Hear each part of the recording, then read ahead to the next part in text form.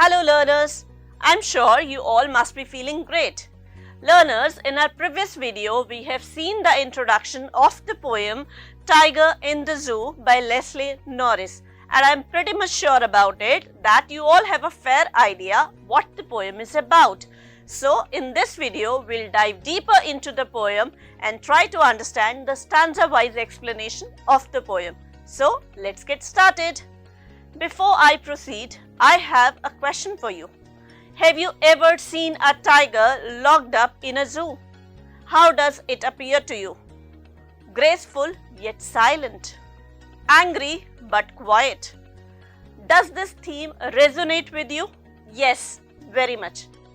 Do you remember how did you feel when you were locked up in a room during the pandemic? I'm sure you all felt irritated and angry at the same time. So this is what our poem Tiger in the Zoo is about. So let's try to understand the introduction of the poem. And in this poem, as we can see, explores the deep contrast between how a tiger lives in the wild versus how he survives in a cage. So we are going to see this contrast of a tiger in the zoo and a tiger in a jungle. So let's get started.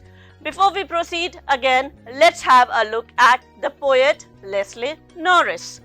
Leslie Norris was a renowned Welsh poet and a short story writer. His work often reflects nature, human emotion and personal experiences, and also in this poem, he expresses sympathy for the tiger and criticizes the idea of caging the wild animals.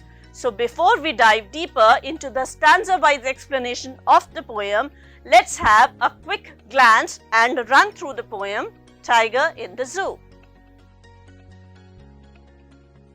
He stalks in his vivid stripes the few steps of his cage, on pads of velvet quiet in his quiet rage. He should be lurking in shadow, sliding through long grass, near the water hole where plump deer pass. He should be snarling around houses at the jungle's edge, baring his white fangs, his claws, terrorizing the village. But he is locked in a concrete cell, his strength behind bars, stalking the length of his cage, ignoring visitors. He hears the last voice at night, the patrolling cars, and stares with his brilliant eyes at the brilliant stars. Now, let's try to understand the stanza-wise explanation of the poem A Tiger in the Zoo. And stanza 1 is, he stalks in his vivid stripes the few steps of his cage, on pads of velvet quiet in his quiet rage. And here the poet tells us that the tiger walks quietly in his cage, his bright stripes are visible. Though silent and graceful, he is filled with anger. And why so? Because he is locked up in a cell. The small cage restricts his natural movement, showing his helplessness and frustration, which we talked about in the starting of the video. Now let's try to understand stanza 2. Stanza 2 says, he should be lurking in shadow, sliding through the long grass, near the water hole where plump deer pass. And here the poet wants to tell us that where the tiger belongs is in the wild, hiding in tall grass near a water hole, waiting to hunt, catching its prey. It highlights the freedom and hunting instinct that the tiger has lost due to captivity. Now let's move on to stanza 3.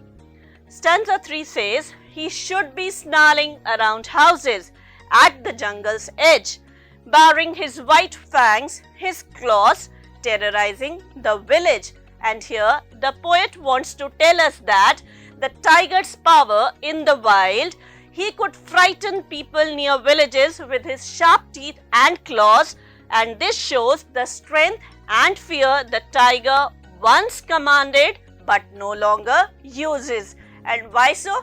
Again, because he is locked up in a concrete cell of a zoo. Now let's move on to the next stanza.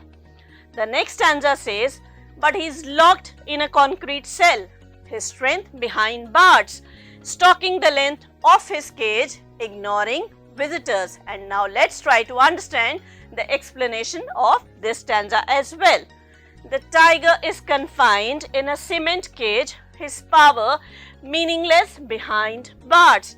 He walks endlessly in frustration and shows no interest in the visitors, obviously because he is angry. This shows his mental and physical captivity that again we discussed in the beginning of this video. Now let's move on to the last stanza of this poem that says, he hears the last voice at night, the patrolling carts, and stares with his brilliant eyes at the brilliant stars. Here the poet wants to tell us that at night the tigers hear only the sound of security vehicles, that is the patrolling carts. He lies in silence looking at the stars. The stars symbolize freedom, something he can see but never reach. It emphasizes his loneliness and lost spirit. Now we have seen the stanzas and the stanza-wise explanation of the poem. It's time for us now to dive deeper and try to understand a short summary and the key message that the poet wants to convey here. So here the summary and the message is, the poem contrasts a tiger's life in the wild and in captivity. Also, it highlights the cruelty of caging wild animals. And also it emphasizes the importance of freedom and natural habitats for animals.